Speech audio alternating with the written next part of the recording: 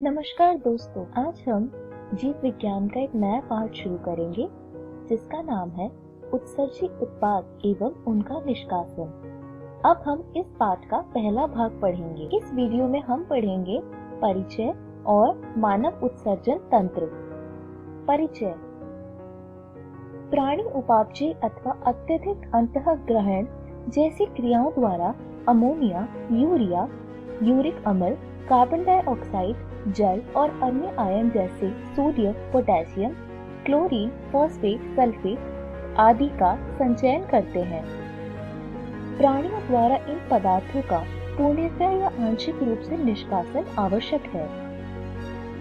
प्राणियों द्वारा उत्सर्जित होने वाले नाइट्रोजनी अपशिष्टों में मुख्य रूप से अमोनिया, यूरिया और यूरिक अम्ल है। इनमें अमोनिया सर्वाधिक आविष यानी टॉक्सिक है और इसके करने की निष्कासन के लिए अत्यधिक जल की आवश्यकता होती है। यूरिक अम्ल कम आविष क्रियाविधि है और जल की कम मात्रा के साथ निष्कासित किया जा सकता है।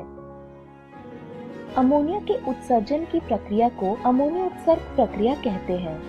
अनेक नियमन अस्थिल मछलियां, उभयचर और जलीय कीट अमोनिया उत्सर्जी प्रकृति के हैं। अमोनिया सरलता से घुलनशील है, इसलिए इसे आसानी से अमोनियम आयनों के रूप में शरीर की सतह या मछलियों के ग्लोम यानी गिल की सतह से विसरण द्वारा उत्सर्जित हो जाते हैं। इस उत्सर्जन में वृक्क की कोई अहम भूमिका नहीं होती है। इन प्राणियों को अमोनिया उत्सर्जी यानी अमोनोटेलिक कहते हैं।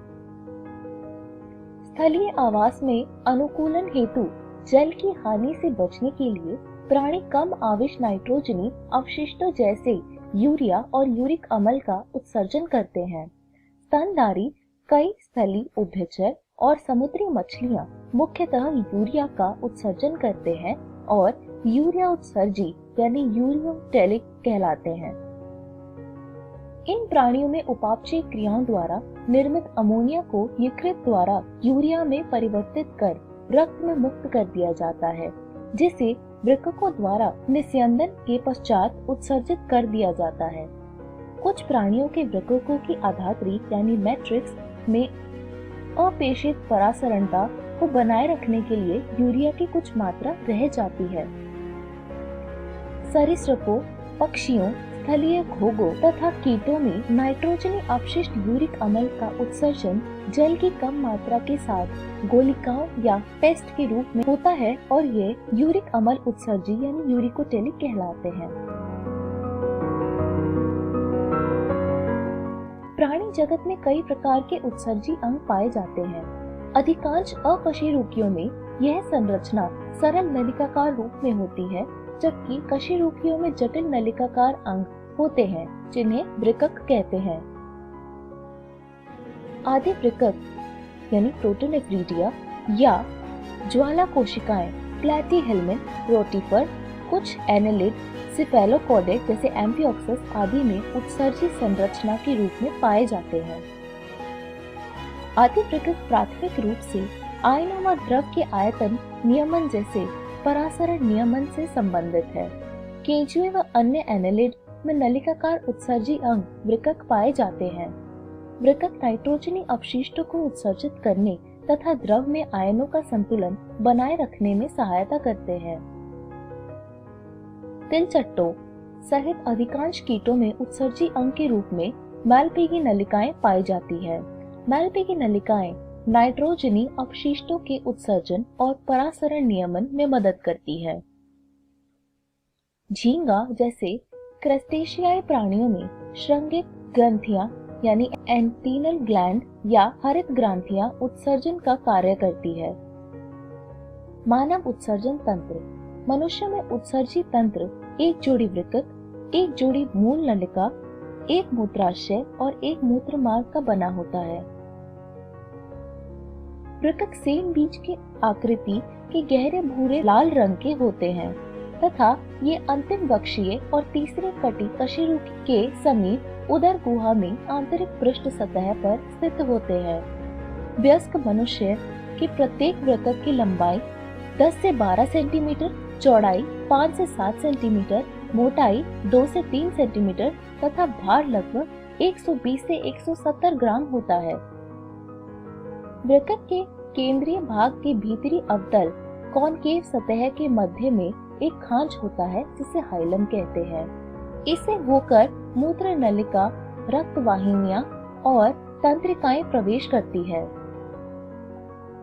हाइलम की भीतरी ओर कीट के आकार की रचना होती है जिसे वृक्कीय श्रोणी यानी पेल्विस कहते हैं तथा जिससे निकलने वाली प्रक्षेपों यानी प्रोजेक्शन को चषक यानी कैलिक्स कहते हैं। वृक्क में दो भाग होते हैं, बाहरी वल्कुट जिसे कॉर्टेक्स कहते हैं और भीतरी मध्यांश जिसे मेडुला कहते हैं।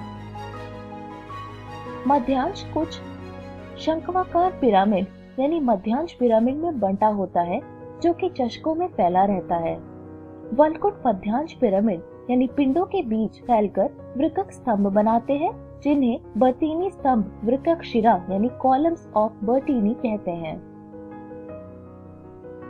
वृक्क पेल्विस प्रत्येक वृक्क में लगभग 10 लाख जटिल मूत्रवाहिनी नलिकाकार संरचना वृक्काणु जिसे नेफ्रॉन कहते हैं ये पाई जाती है जो क्रियात्मक इकाइयां हैं। प्रत्येक वृक्काणु के दो भाग होते हैं, इन्हें गुच्छ यानी ग्लोमेरुलस और वृक्क नलिका कहते हैं। वृक्क नलिका दोहरी झिल्ली युक्त प्याले नुमा बोमिन संपुट से प्रारंभ होते हैं जिसके भीतर गुच्छ होता है।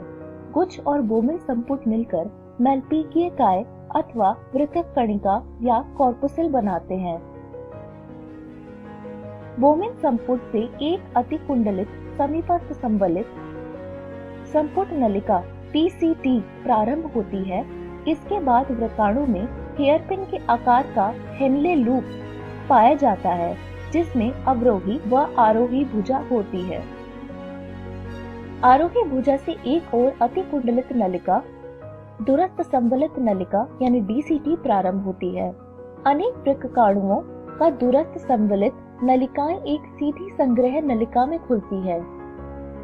अनेक संग्रह नलिका मिलकर चषकों के बीच स्थित मध्यांश पिरामिड से गुजरती हुई वृक्कीय श्रोणी में खुलती है। वृक्काणु की वृक्क कोशिका समीपस्थ संवलित बोमिन संपुट या मेलपीकीय काय या वृक्क कॉर्पुसल नलिका, दूरस्थ संवलित नलिका आदि वृक्क के वल्कट भाग में, जबकि हेनले लूप मध्यांश में स्थित होते हैं। अधिकांश वृक्काणु के हेनले लूप में बहुत छोटे होते हैं और मध्यांश में बहुत कम धंसे रहते हैं जिसे वृक्काणुओं को वल्कुटीय वृक्क कहते हैं। कुछ वृक्काणुओं के हेनले लूप बहुत लंबे होते हैं तथा मध्यांश में काफी गहराई तक धंसे रहते हैं। इन्हें सान्निध्य मध्यांश वृक्काणु यानी जक्स्टामेडुलरी नेफ्रॉन कहते हैं। गुच्छ से निकलने वाली अपवाही धमनिका वृक्कीय नलिका के चारों ओर सूक्ष्म कोशिकाओं का जाल बनाती है जिसे परनालिका कोशिका जाल कहते हैं। इस जाल से निकलने वाली एक एक सूक्ष्म वाहिका हेनले लूप के समानांतर चलते हुए यू आकार की संरचना वासा रेक्टा बनाती है। वल्कुटीय वृक्काणु में वासा रेक्टा या तो अनुपस्थित या अत्यधिक हासित होती है। इस वीडियो में हमने सीखा परिचय और मानव उत्सर्जन तंत्र के बारे में। अगली वीडियो में हम पढ़ेंगे मूत्र निर्माण, वृक्क नलिका के विभिन्न भागों के कार्य, निस्यंद को सांद्रण करने की क्रियाविधि। धन्यवाद।